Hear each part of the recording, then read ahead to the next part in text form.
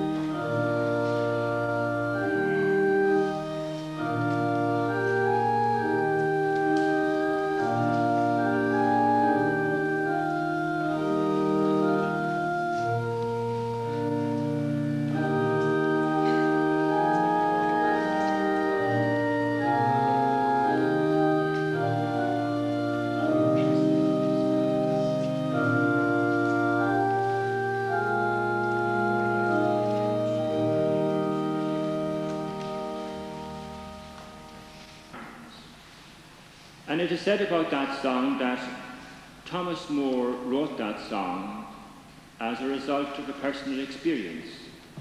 And the story goes that he went away from home, as often his occupation did take him away from home for long periods.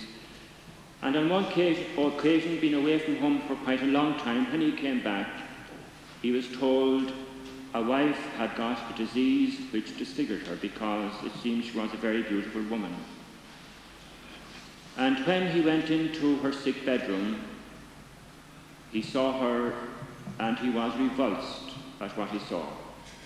And he went outside.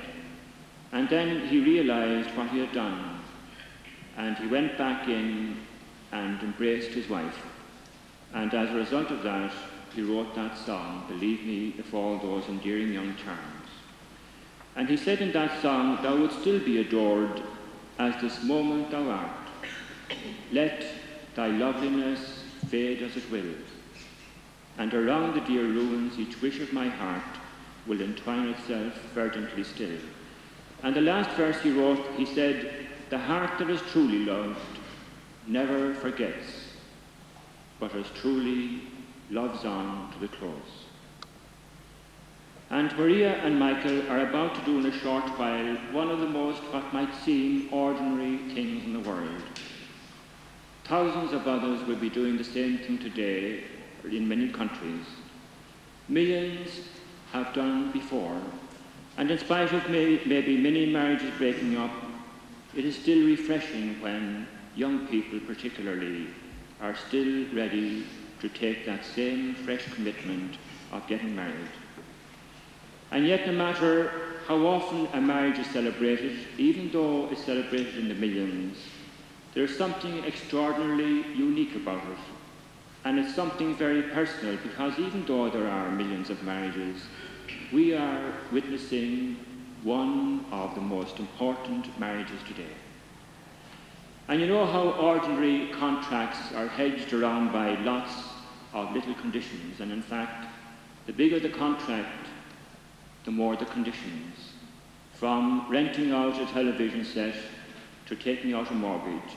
But in those kind of contracts, words like compassion, a word like forgiveness, a word like trust, a word like sensitivity, these aren't mentioned in those kind of contracts. In fact, they're made in such a way that the person who gives you the mortgage and the person who gives you the television set, they will make sure that they get their side of the bargain, irrespective of your circumstance, even though in the process you may be made home. Michael and Maria, you have come to this church so that the Lord may seal your love in the presence of the priest in this community. Christ blesses this love. He has already consecrated you in baptism. Now, by a special sacrament, he strengthens you to fulfill the duties of your married life. Maria and Michael, you are about to celebrate this sacrament. Have you come here of your own free will and choice, and without compulsion to marry each other? We have. Will you love and honor each other in marriage all the days of your life? We will. Are you willing to accept with love the children God may send you, and bring them up in accordance with the law of Christ and his church? We are. I invite you then to declare before God and his church your consent to become husband and wife. I, Michael, take you, Maria, as my wife, Take you, Maria, as my wife, for better, for worse, for better, for worse, for richer, for poorer, for richer, for poorer, in sickness and in health, in sickness and in health, all the days of our life. all the days of our life. I, Maria, I, Maria, take you, Michael, as my husband, take you, Michael, as my husband, for better, for worse, for better, for worse, for richer, for poorer, for richer, for poorer, in sickness and in health, in sickness and in health, all the days of our life. all the days of our life.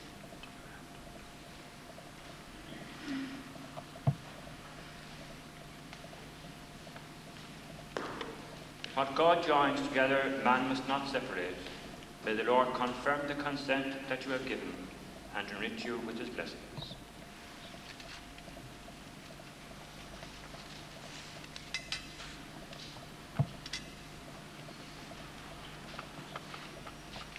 May the Lord bless these rings, which will be the sign of your love and fidelity.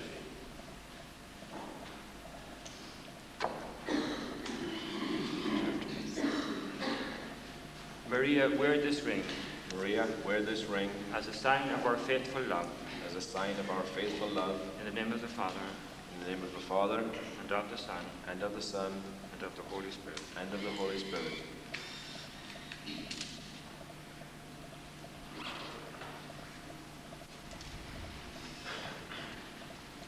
Michael, wear this ring Michael, wear this ring as a sign of our faithful love. as a sign of our faithful love. In the name of the Father, In the name of the Father, and of the Son, and of the Son, and of the Holy Spirit. and of the Holy Spirit.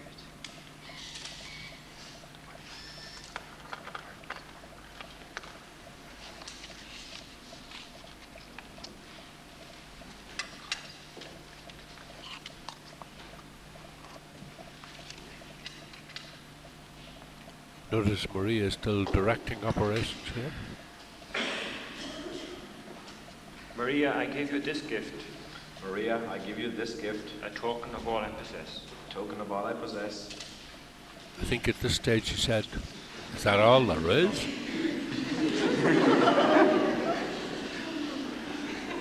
Michael, I give you this ring. This gift. I'm sorry, Michael, I give you this gift, Michael, I give you this gift a token of all I possess. as a token of all I possess. They will now light their own candle as a sign of their committed love.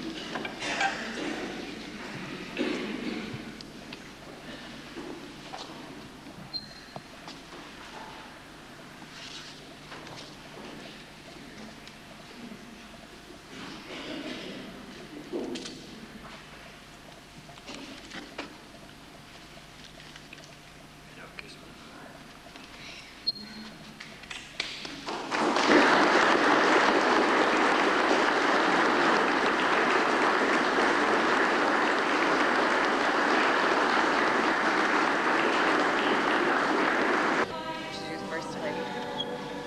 Last time. Oh yeah. No, I'm still keeping my name. I'm still keeping my name. That's right. Yeah. So I'm not sure. you're going to put this like right? Yeah. That might be You have to sign here. the second one. No, you cannot log in. And log in this page. Rogers. She's great and stuff outside. Just to read. Actually, I like it. With witnesses. That makes sense.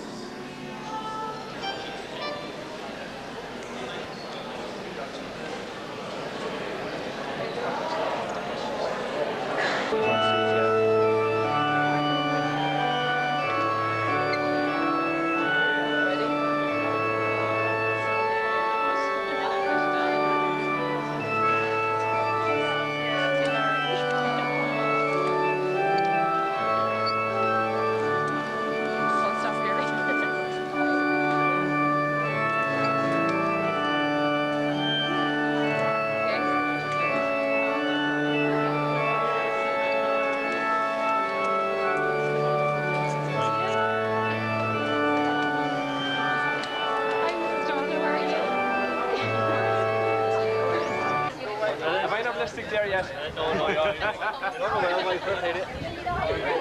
thank you, John. You met my uncle Mike. Of course, we met a couple of times. We met last night. Yeah, Tony. Accidentally. Thank you.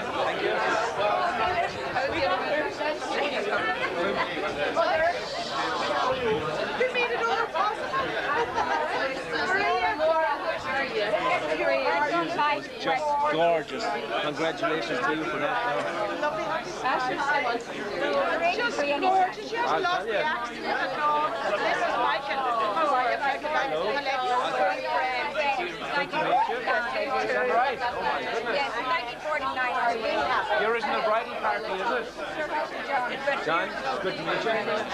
You've got a beautiful bride. I think so. Paula, what a lovely bride.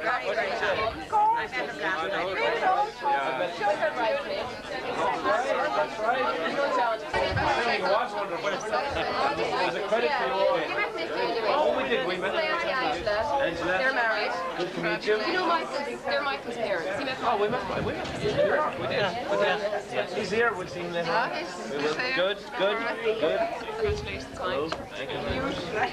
Imelda, sure, I wouldn't know anyone dressed up. Imelda. Hello, how are you? Marie's cousin. And your name is? Gay. Gay. I'll meet you later. Cousin of Dad. Good to meet you. Right. Mary. How are you, Mike? That was a wonderful ceremony. God, if I wouldn't know you, now, of course I know you. You were up in Florida. That's right. No. I was here. We stayed here. We were in Connecticut. We were in Connecticut and then we went. Remember we stayed a day in I New remember York. you stayed, but then there was somebody else who came in from Florida. That's right. I do know the face. Same family. So we'll talk to you all later. Oh yeah, no hurt. Oh my God. Same. Hi, I'm another cousin of And your name is? Anne Louise. And Louise, it's good to meet you. That's my cousin Anne Louise. Yes, we did meet. This man I know already. How's the bar? You ready for a good night now? You bring a few recruits with you, you did? Rare to go. Good. Nice to see you again. John's husband. Oh, okay. And Louise. No, Mary. Mary's husband. Okay.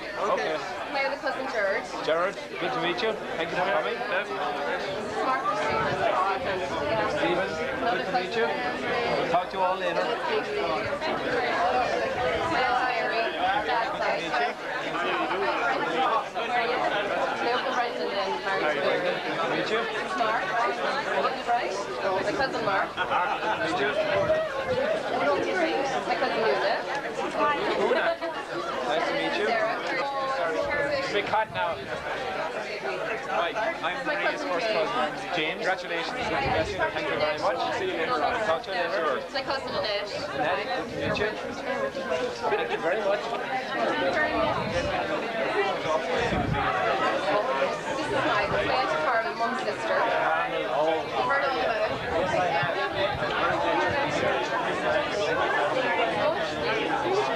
It was lovely. It was. We'll talk to you all in more time later. Congratulations. Bring anyone. No. This is Emma, my cousin. Oh, Emma. She's 3 days older than me. Emma, you got married this year. No, my sister. My new sister. I'm having trouble keeping track of everyone. Like I mentioned last night, Moira, Maria's first cousin. Yes. Moira, yes. The best cousin.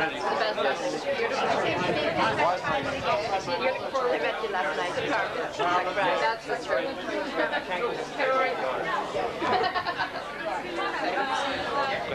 Thank you very much. Whoops. We'll talk to you later. Thank you very much. Thank you.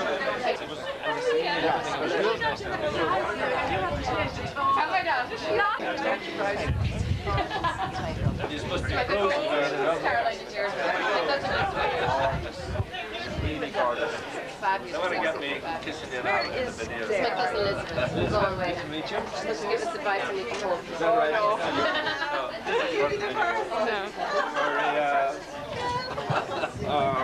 We're just hiding. Michael, congratulations. Very much. So, Are you sorry to be handing back your number? I'm Peter, yeah. To know better man. No better man, yeah. Great choice, yeah. Do you remember me, do you? Perfect, how are you? Yeah. Very well. Egan's in London, 4 Yes, kids. I do. Yeah, try it, yeah. I'll meet them later. It's part of the family. Good. Okay, talk to you later. No, I think we the time very briefly. Carmels and Michael and Rogers. No, there's like 2 anti-Carmels. Very nice.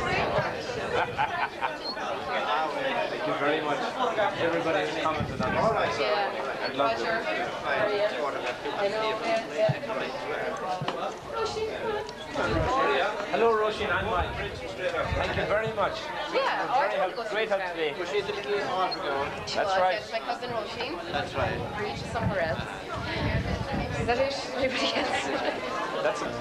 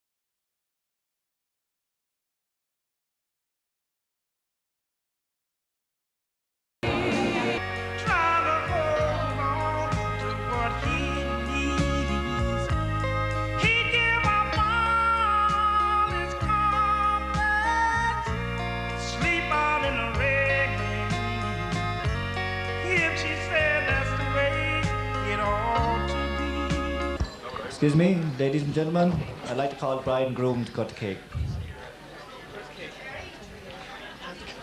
Good question, where's the cake?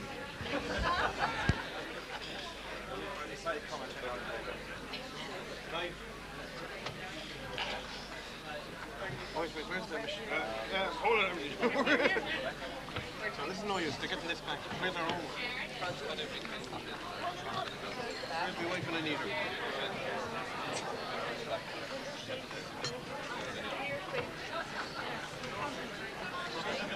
Hold everything up. Hold it. Hold it, hold it, hold it. You know, these cheap cameras. Can I look at it? I told them not. Hey! Well done. All right.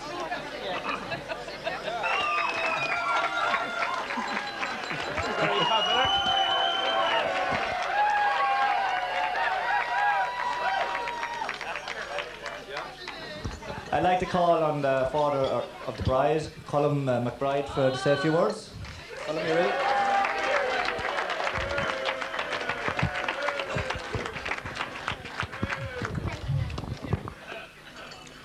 Well, I've prepared a few words here. I'm not going to keep you too long.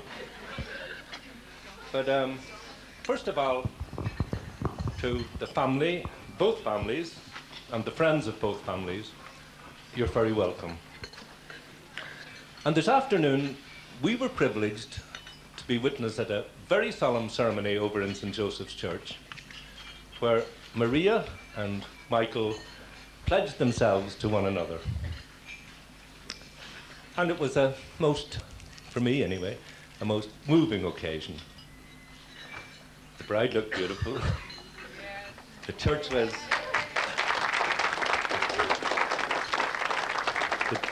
The church was decorated to perfection with the beautiful white roses. The lovely words of the liturgy and the beautiful homily that Kieran made was all very appropriate. And the music. Now the music was really something else, wasn't it? It was marvellous. And a special thanks to Joan and Mairead and Claire and Mickey and Jerry. Thank you very much for a most beautiful experience. And at this stage, I meant to put in, all against this magnificent backdrop of Ben Bulben and Kings Mountain on one side and Glen Carr on the other side, and you just have to take my word for it that they were out there. You couldn't see it. But anyway, for me, it was a spiritual experience. Really was. It was absolutely beautiful. And, well, anyway, there, before God and before their families and their friends, Maria and Michael pledged themselves to one another for all time. So we are now sort of well into Act 2 of the proceedings, the wedding feast, and my first job is to welcome Michael into the family. Michael, you're very welcome.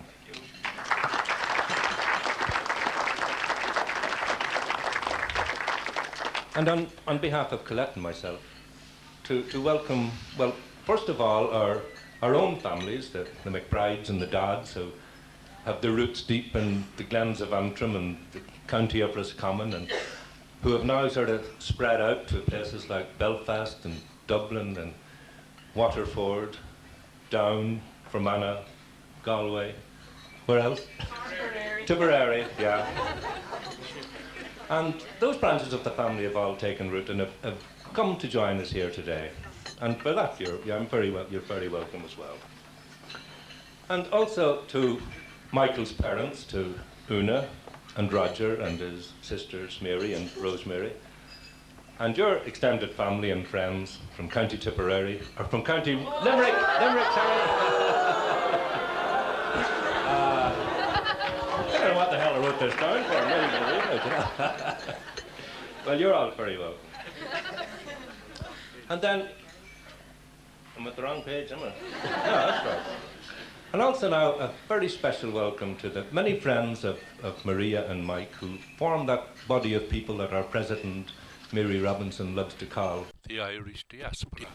the scattering of our people, our returned immigrants. Today they have come to join us from New York, from England, from Germany. Dennis here has just returned from Australia. We also have someone returned from Israel to be with us today, and you're all very welcome. And Mauritius, but I don't know if they're part of the Irish diaspora, but you're very welcome here.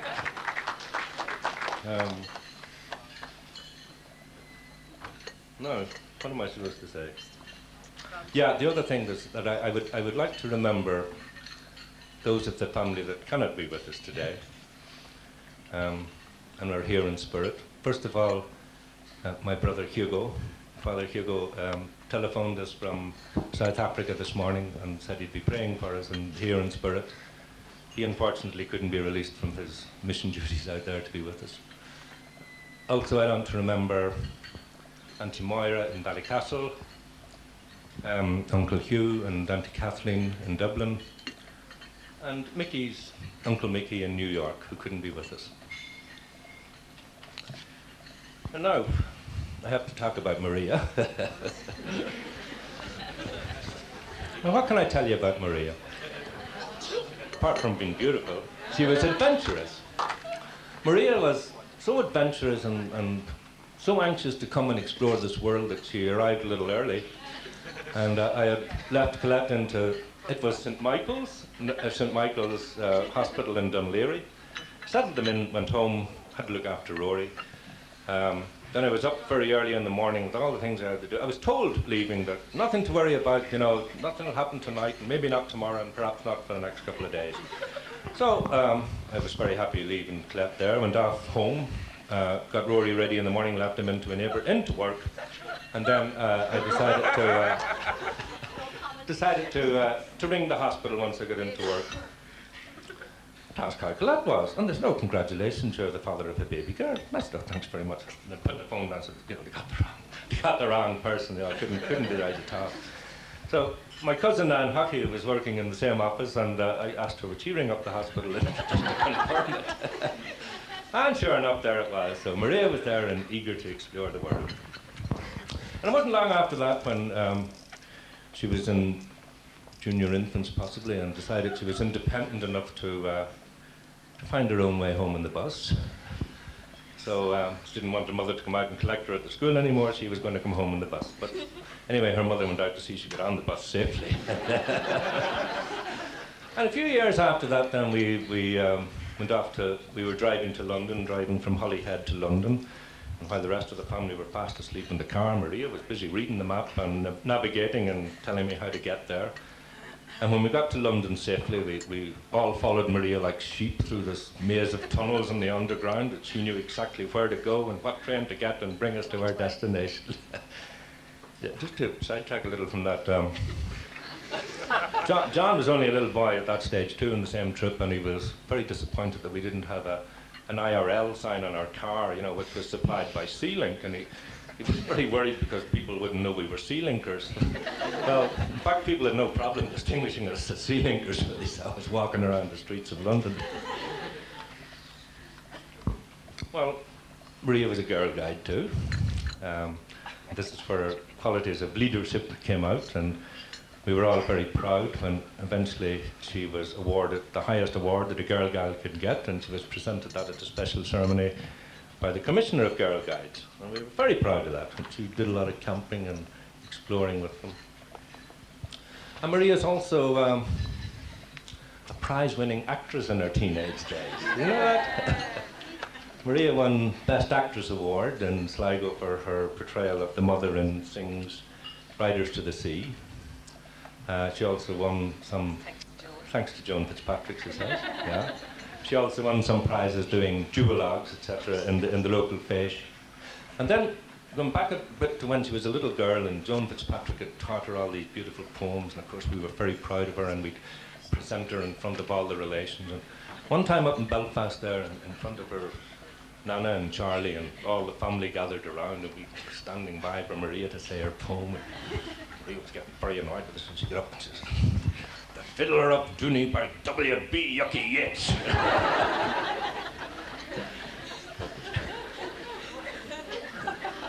Well, Maria was always a caring person. She was.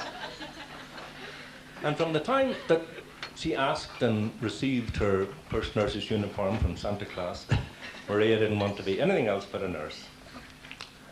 And coming up to her leaving, and we were trying to get her to keep your options open even, you know. So I think just to please me, she stuck down electronic engineering. And what do you know, she was called to Limerick for electronic engineering. But off she went to become a nurse. And I'm delighted to see so many of her colleagues here today. All these pretty nurses. Any of you fellas, you know, feel like being pounced upon by a bevy of beautiful nurses, just pretend to choke or something, you know. But listen, don't do it on the good cake, because Colette baked this cake, and I think that deserves a round of applause.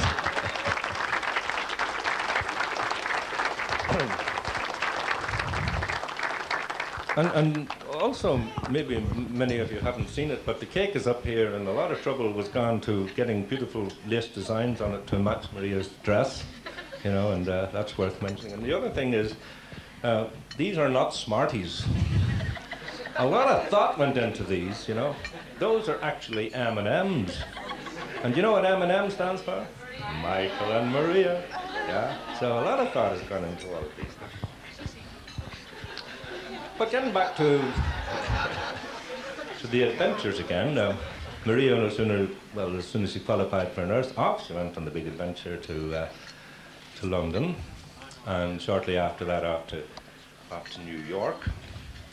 And she had great plans from then on that she was going to tour America as a travel nurse, and then when she had America discovered and explored, she was going on to Australia and whatnot. And then what happened?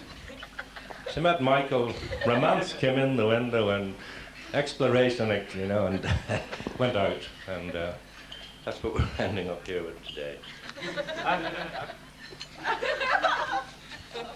Another thing I was told that in this speech to you, that addressing the newly wed couple, I'm supposed to, as a man of 32 years experience in married life, to give them a few tips as to how to survive it all, you know.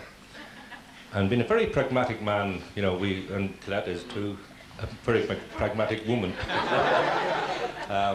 We evolved a strategy of how we would get on when, you know, because even in the best of marriages, as Kieran was saying this morning, you get the odd little argument or something, and to keep it from developing into something serious, you know, we have an agreement that as soon as it looks like it's getting serious, one or other of us would get up and walk out and go out for a good long walk, you know.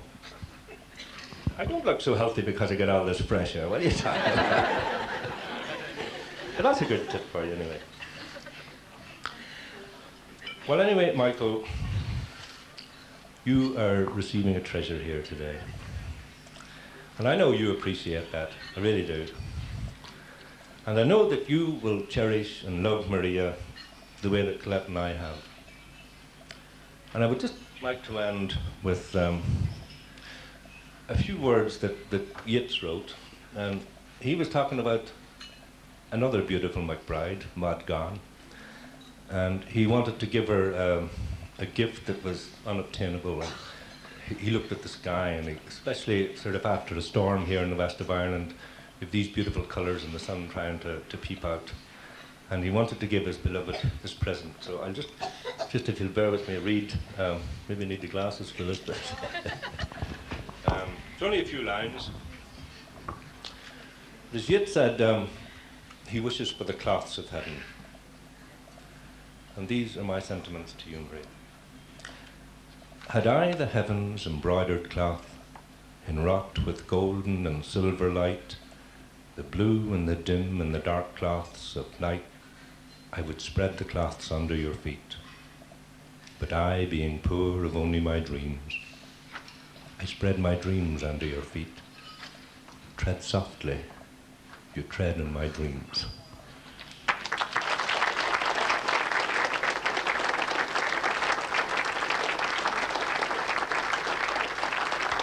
Well, anyway, Michael, you're wholeheartedly welcome into this family.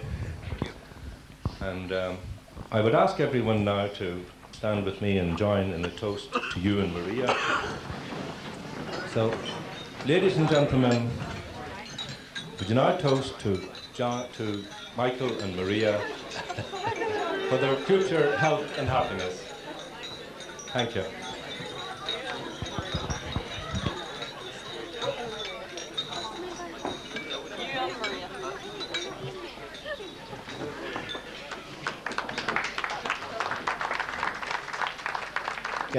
Roger Sullivan here, Mike's father of the groom, to say a few words. Roger.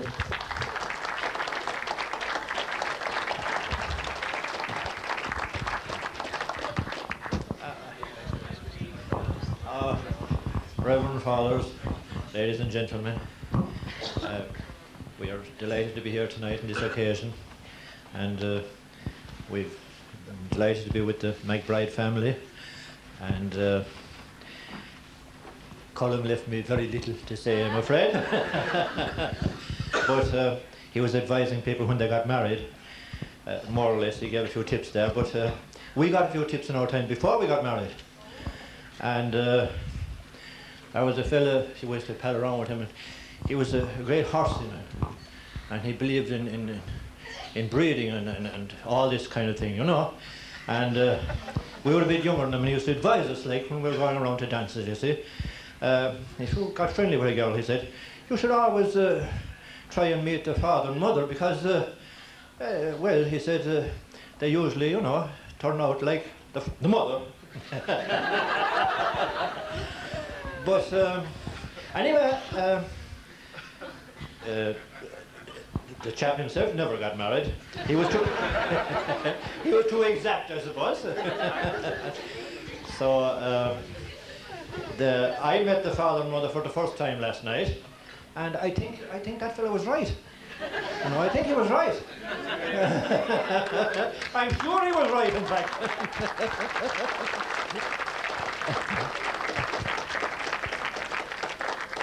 So I extend our best wishes to all people here, and we hope you'll enjoy the rest of the night. Thank you.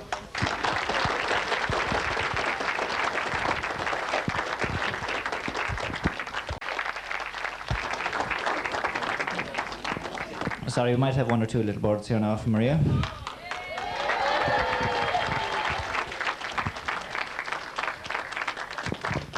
Well, first of all, thanks for everybody for coming. I think this is a new thing now for the bride to speak. But we forgot to mention Father Niall Ahern. Thank you very much for celebrating the Mass. And one of my good friends in New York couldn't make it as well, and that's Bernie Carpenter. And so the video, this is for you, Bernie, thank you. She made and designed these bridesmaids' dresses.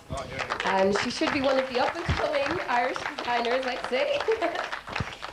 So Bernie, this is for you, thank you. Just everybody enjoy yourselves, and thanks for coming. Bye.